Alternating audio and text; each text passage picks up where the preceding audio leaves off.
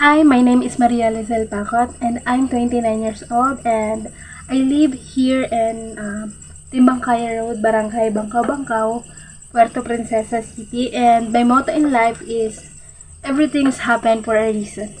The three strengths I have was, first, I noticed myself na malakas ang instinct ko and kadalasan tama siya.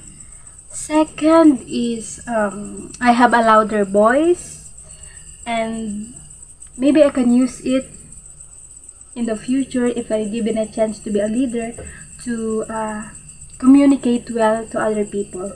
Third and last is ako ay matyaga and matiising tao when it comes sa mga bagay-bagay.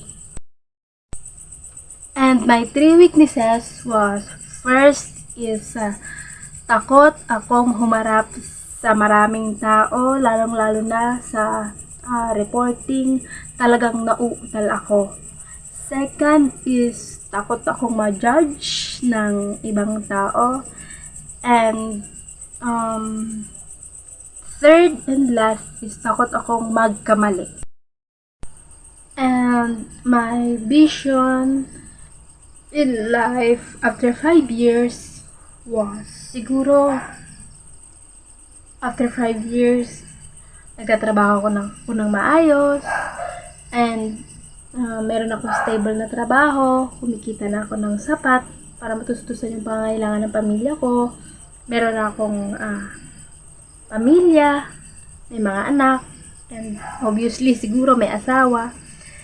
And ang pinaka-importante siguro, kung bibigyan ako ng chance, gusto kong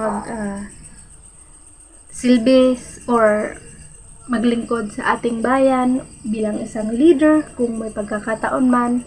And sana ma-pursue ko siya dahil marami akong bagay na gustong baguhin when it comes sa ating especially here sa aming community or sa aming barangay dahil marami akong mga nakikita na hindi maganda. So, if bibigyan ako ng chance after 5 years na maging leader, so, igagrab ko siya.